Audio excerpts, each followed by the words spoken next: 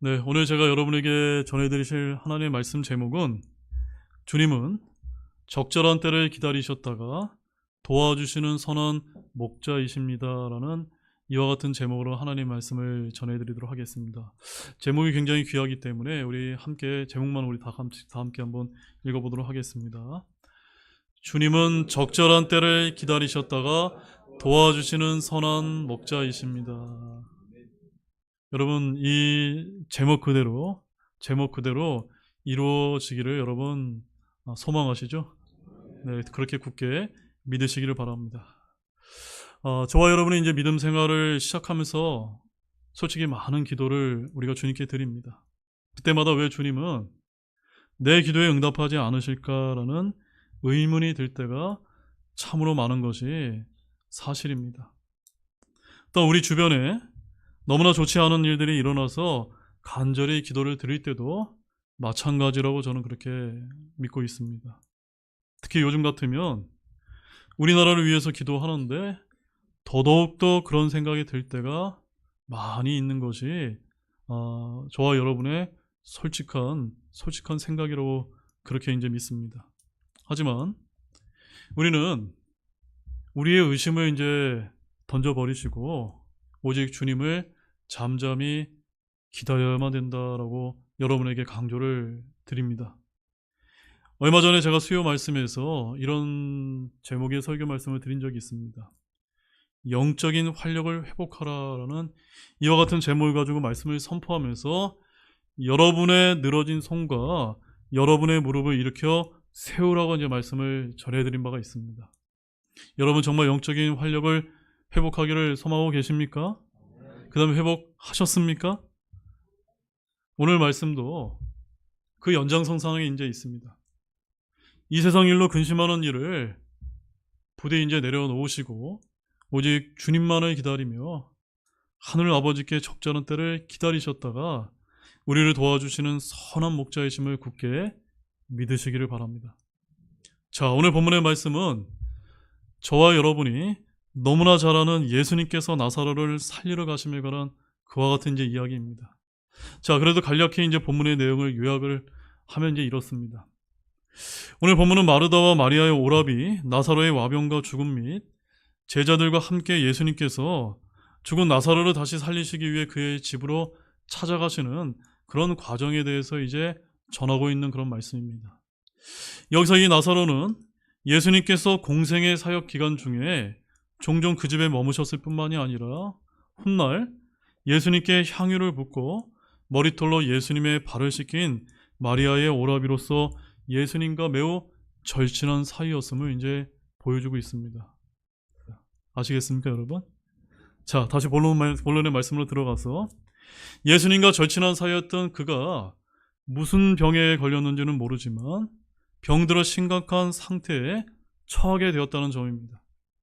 그래서 그의 누이들인 마르다와 마리아가 예수님께 사람을 보내어서 그의 와병 소식을 전하게 되었고 예수님께서 그 소식을 듣고 베레아로부터 유대 땅 베다니로 다시 오게 된 것이 오늘 본문의 줄거리인 것입니다. 자, 그런데 여기서 오늘 설교 주제와 관련하여 우리가 매우 주목해야 될 만한 그런 사실이 이제 등장을 하고 있습니다. 자, 그 주목할 점이 무엇이냐면 바로 예수님께서 나사로가 병들어 죽어가고 있다는 소식을 듣고도 즉시 베다니로 이제 가시지 않고 며칠을 더 이제 지체하셨습니까? 성경에 의하면 이틀이나 지체하셨다라는 말씀이 이제 거기 기록되어 있는 것입니다. 자, 6절 말씀 한번 보실까요? 6절에 뭐라고 기록되어 있습니까? 나사로가 병들었다함을 들으시고 그 계시던 곳에 이틀을 더 유하시고, 영어에는 2 days, 이틀 더 머무셨다라고 이렇게 이제 기록을 하고 있습니다. 여러분, 왜 예수님께서는 그렇게 이틀이나 더 지체하셨던 것일까요? 그것은 오늘 설교 제목처럼 주님께서는 적절한 때를 기다리셨다가 도와주시는 선한 목자이시기 때문인 것입니다. 아멘이십니까? 여러분, 예수님께서 지체하시는 이유에는 아주 특별한 목적이 있다는 것을 믿으시기 바랍니다. 그것은 바로 이미 죽어 나흘이나 됨으로써 부패하기 시작한 나사로를 다시 살리심으로써 하나님의 영광을 더 크게 드러내고 예수님께서 생명의 근원이 되심을 만천하에 드러내시기 위해서 적절한 때를 기다리셨던 것입니다. 자, 이런 내용의 본문을 통해 우리는 몇 가지 중요한 교훈을 얻을 수가 있는데, 먼저 첫 번째는 우리 주님께서는 우리의 모든 상황을 아시고 도와주시는 선한 목자라는 사실입니다. 자, 우리 본문 1절에서 3절 말씀을 다시 한번 우리 한 목소리를 함께 읽어보도록 하겠습니다. 한편 나사로라는 어떤 사람이 병들었는데 그는 마리아와 그녀의 언니 마르다의 고을 베다니 출신이더라. 그 마리아는 향유를 주께 붓고 자기 머리털로 그분의 발을 닦은 자였는데 그녀의 오라비 나사로가 병들었더라. 그러므로 그의 누이들이 그분께 사람을 보내어 이르되 주여 보소서, 주께서 사랑하시는 자가 병들었나이다 하매. 자, 본문 1절에서 3절에 있는 말씀은 마르다와 마리아의 오라비 나사로가 병들어 죽어간다는 소식을 주님께서 들으신 그와 같은 내용입니다. 특히 본서의 저자 요한은 이후에 나오는 죽은 나사로가 다시 살아나는 놀라운 기적이 허구가 아님을 밝히기 위해서 나사로의 인적 사항을 아주 자세하게 밝히면서 기록을 하고 있다는 점입니다. 또한 가족 사항까지 밝히고 있는 것입니다. 나사로와 마르다, 마리아는 예루살렘에서 남동쪽으로 약 3km 떨어진 곳에 위치한 베다니에 살던 주님의 사랑하는 그런 제자들이었습니다. 주님은 평소 종종 이곳에 휴식을 취하여 나사로의 누이들과 가족처럼 지냈다라고 마태복음 21장 17절과 누가복음 10장에 기록을 하고 있습니다. 특히 마리아는 어떤 여자였습니까? 값비싼 향유를 예수님 발에 붓는 헌신적인 행위를 통해서 장차 곧 다가올 예수님의 죽음을 예비했다는 주님을 칭찬을 들었던 그와 같은 여인이었다고 성경은 기록을 하고 있다는 점입니다. 그러므로 죽어가는 나사로의 누이들은 베레아 지방에 계신 주님께 나사로가 병들었다는 전가를 보내었던 것입니다. 나사로가 앓고 있던 병은 매우 치명적인 병으로서 위독한 상태에 있었던 것으로 그렇게 추정이 되는 것입니다. 근데 여기서 우리가 주목해야 될 사실은 나사로의 누이들의 전갈 내용에 3절 말씀에 뭐라고 말씀하고 있습니까? 주여 보소서, 주께서 사랑하시는 자가 병들었나이다 라고만 전하고 있다는 점입니다. 자, 왜 그랬을까요, 여러분? 왜 이렇게 간단하게 전했을까요? 그들은 이렇게만 전해도 주님이 금방이라도 와서 도와주시라고 확신을 했었기 때문인 것입니다. 우선 무엇보다도 그들은 예수 그리스도를 뭐라고 불렀습니까? 주여라고 불렀습니다. 로드라고, 주여라고 불렀다는 점입니다. 여러분, 주라고 하는 이 호칭은 믿지 않는 자들이 멸시받던 나사렛 사람을 부를 때 쓰는 호칭이 절대로 아닌 것입니다. 이것은 예수 그리스도의 신성을 인정하는 그와 같은 사람이 그분의 권위 앞에 자신을 낮추면서 사용하는 호칭이라는 사실 여러분 알고 계십니까? 이로써 나사로의 누이들은 예수 그리스도께서 누구라는 것을 믿고 있었던 겁니까? 하나님이요 하나님의 아들이심을 굳게 믿고 있었던 게 분명하다는 사실입니다. 그 다음에 또 나사로의 누이들은 자기 오라비를 지칭하면서 주께서 사랑하시는 자라고 말했습니다. 그녀들은 주를 사랑하는 자라고 말하지 않았습니다. 주님을 향한 인간의 보잘것없는 사랑을 내세우기보다는 인간을 향하신 주님의 무한하신 사랑을 내세웠던 것입니다. 나사로의 누이들은 이것을 너무나 잘 알고 있었습니다. 그래서 그녀들은 자신의 오라비를 지칭하면서 사랑하는 우리 오라비라든가 그냥 우리 오라비라고 말하지 않고 뭐라고 불렀던 것입니까? 주께서 사랑하신 자라고 이렇게 예수님께 말했던 것입니다. 자, 특히 여기서 사랑하시는 자라는 표현처럼 아마도 주님은 나사로와 매우 친밀한 관계를 지녔던 것으로 보입니다. 왜냐하면 본문 11절 말씀에 가면 예수님이 뭐라고 지칭하시냐면 우리 친구 나사로가 잠들어 있도다라고 하신 사실로 우리가 어느 정도 확인을 할 수가 있는 것입니다. 예수님께서 나사로를 뭐라고 호칭하셨다고요? 우리 친구다라고 이렇게 부르셨다는 점입니다. 자, 사랑하는 여러분, 여기서 깨닫게 되는 아주 중요한 교훈이 있는데, 그것은 바로 우리를 사랑하시는 주님께서는 우리의 모든 형편과 사정을 아시고, 때로 우리가 지쳐 죽게 부르짖을 힘조차 없을 때도 먼저 다가와 도와주시는 분이라는 사실을 말해주고 있다는 점입니다. 가족 간의 사랑이 돈독한 사람은 한 가족이 어려움을 당하고 있으면 도와달라는 말을 하지 않아도 어떻게 할까요? 자발적으로 와서 도와주지 않습니까? 또한 우정이 돈독한 친구 사이라면 친구가 곤란을 당하면 어떻습니까? 말하지 않아도 와서 도와주는 것이 진정한 친구라는 것입니다. 근데 주님과 성도인 우리 사이는 어떤 사이일까요? 어떤 사이입니까? 네, 바로 목자와 양 같은 사이가 아닐까요? 맞습니까, 여러분? 주님은 자기 양의 처지와 상태를 세밀하게 살피고 계시는 선한 목자이심을 여러분 아시기 바랍니다. 요한복음 10장 14절 말씀 한번 찾아보십시오. 요한복음 10장 14절 말씀에 우리 주님을 뭐라고 이제 소개하고 계신지 함께 한번 읽어보기 바랍니다. 한 목소리로 읽겠습니다.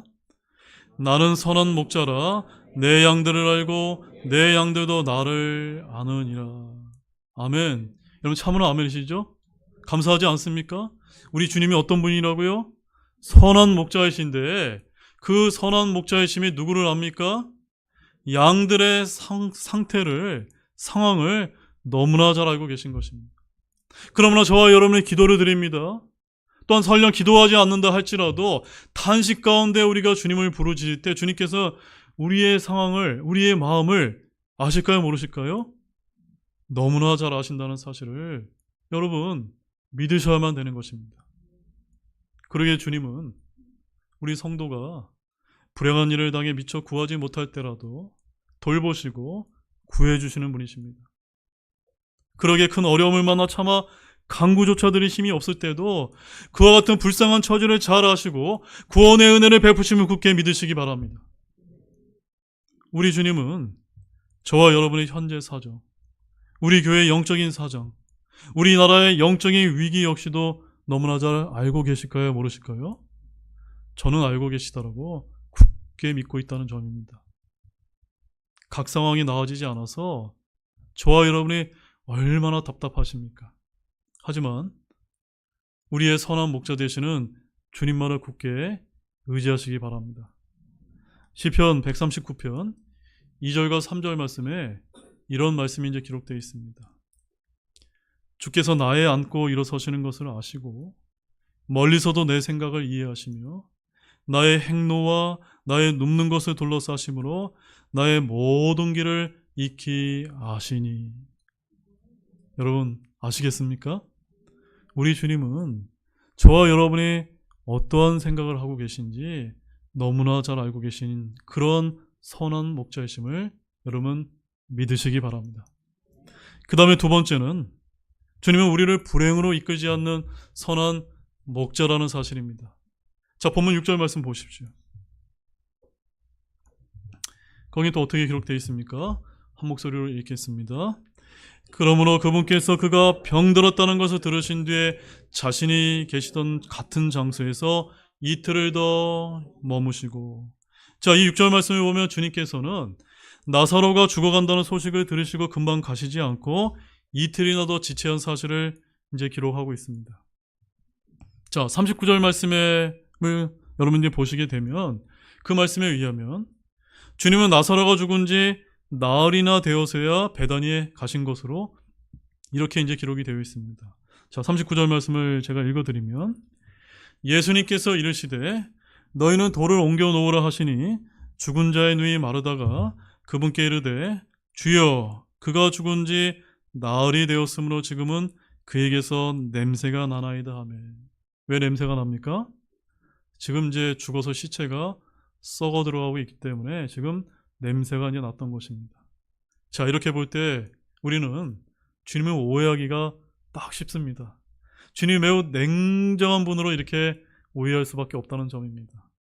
또 우리의 불행을 방치하시는 분으로 저와 여러분이 생각하기 쉽습니다. 나아가 우리를 사랑한다는 말씀과 모순되게 행동하시는 분처럼 또한 여겨지기도 한다는 점입니다. 그러나 사랑하는 여러분, 주님은 우리를 불행에 빠뜨리는 그와 같은 분이 결단코 아니라는 사실을 믿으시기 바랍니다. 주님은 악한 분, 냉정한 분이 아니라 선하시고 긍휼이 풍성한 선한 목자이시기 때문입니다.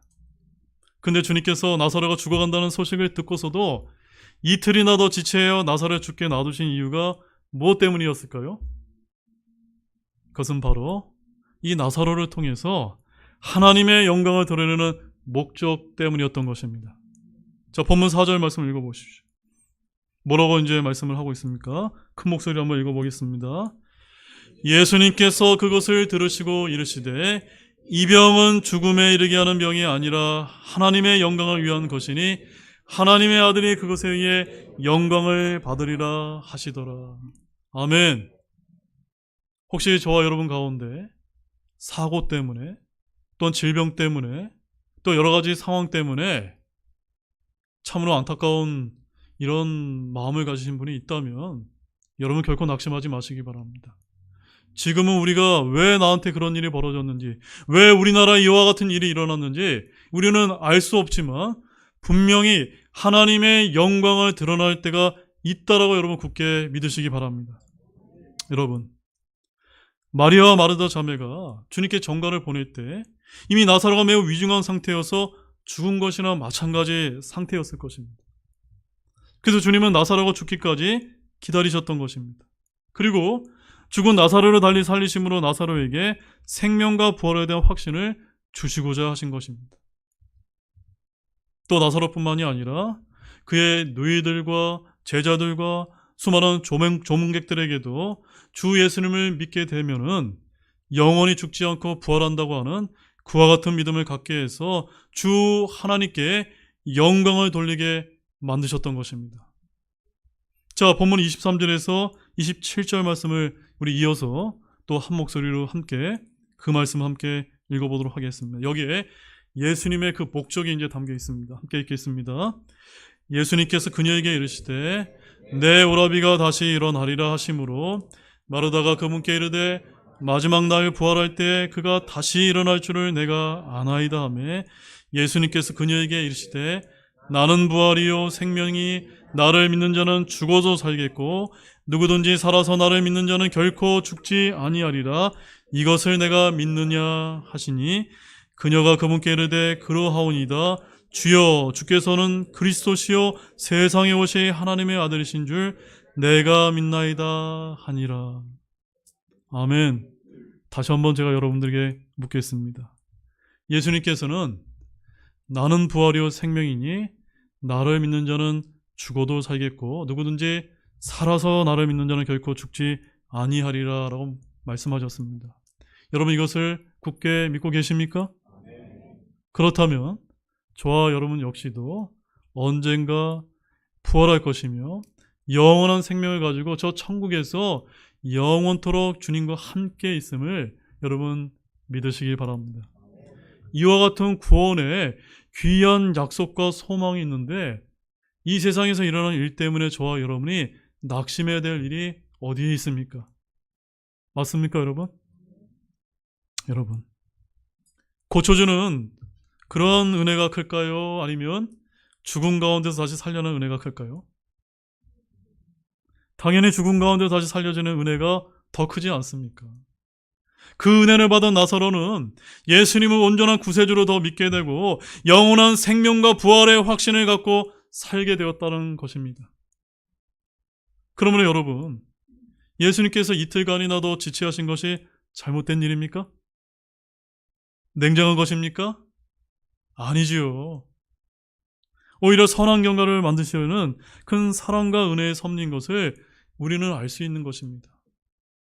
따라서 우리의 삶 가운데 우리 주님께서 어떤 뜻을 가지고 계실지 우리가 잘 모를 때라도 주님께서 우리에게 선을 이루어 주시는 분이심을 굳게 믿어야 됩니다.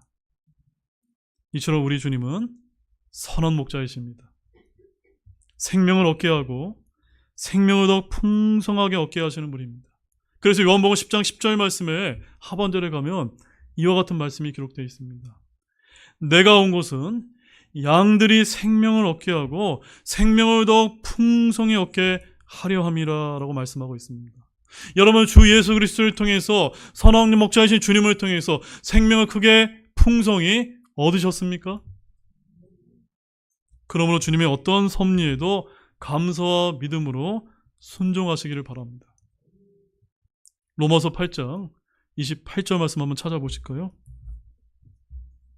로마서 8장 28절. 여러분, 저와 여러분이 잘 아시는 말씀입니다.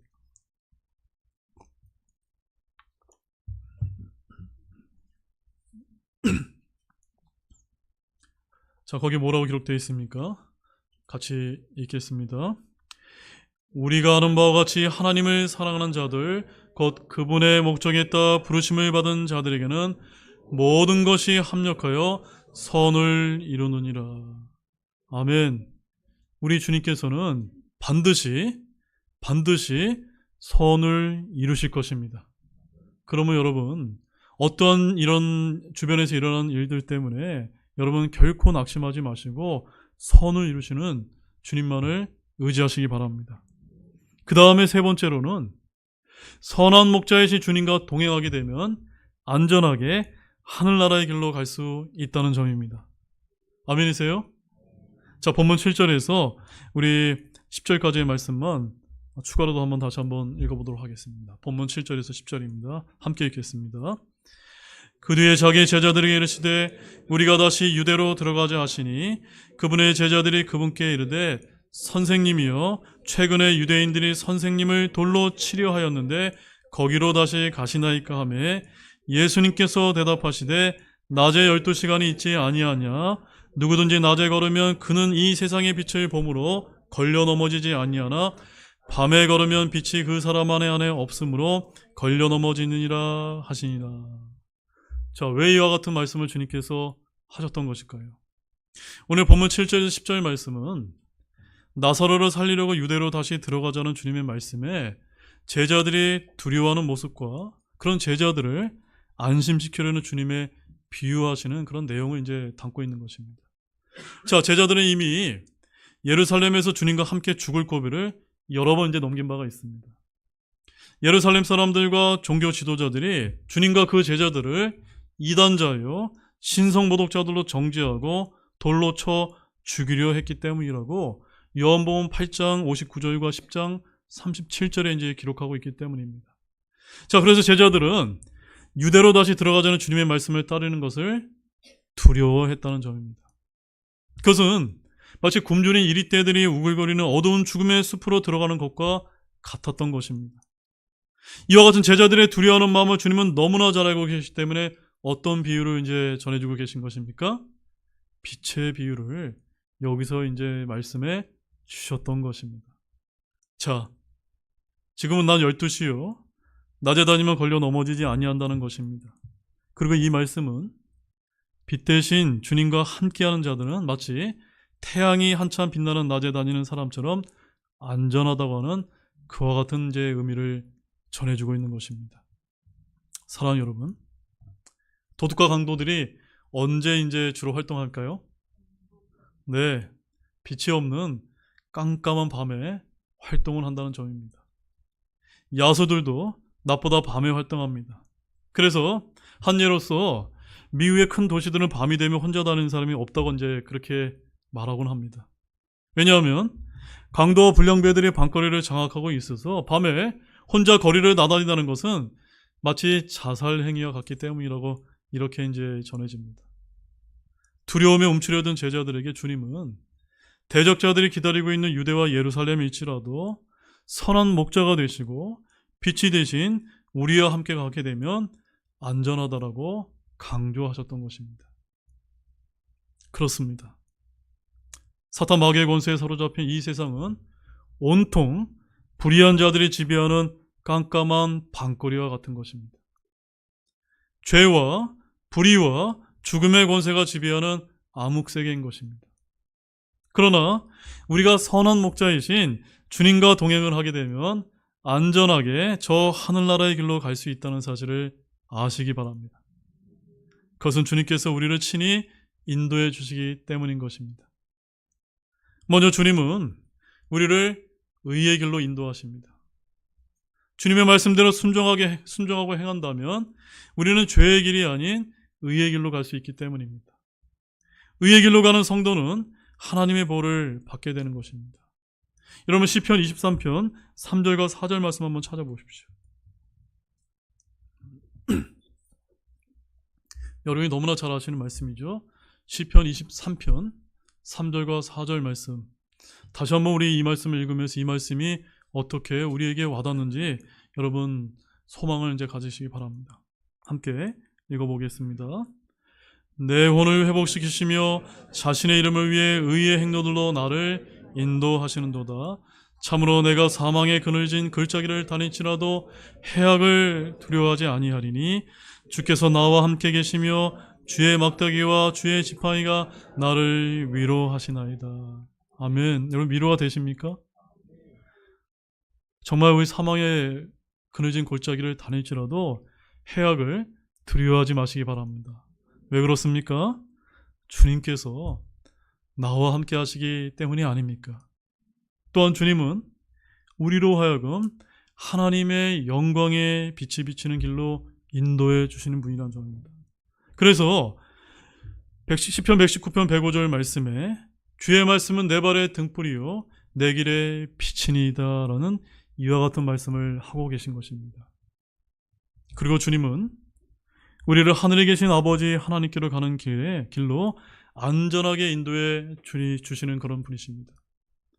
이처럼 우리가 주님과 동행하여 인도해 주시는 그 길은 천국의 영광이 빛나는 대낮 같은 길이라는 사실을 믿으시기 바랍니다. 그러면 우리는 빛 되시고 목자 되시는 주님의 음성과 인도하심을 신뢰하고 순종해야 되는 것입니다. 주님의 음성을 거역하고 자기 길로 가고 싶은 대로 가는 이는 스스로 위험한 길을 택하는 어리석은 자이기 때문이라는 사실을 아시기 바랍니다. 우리 마지막 말씀으로 잠언 4장 18절과 19절 말씀 함께 찾아보시겠습니다. 잠언 4장 18절 19절입니다.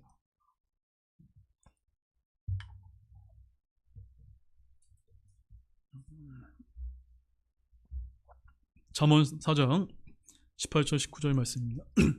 우리 큰 목소리 마지막 말씀 큰 목소리 함께 읽겠습니다. 그러나 의인들의 행로는 빛나는 광채 같아서 점점 더 빛이 나 완전한 낮에 이르지만 사악한 자들의 길은 어둠 같아서 그들은 자기들이 무엇에 걸려 넘어지는지 알지 못하니라.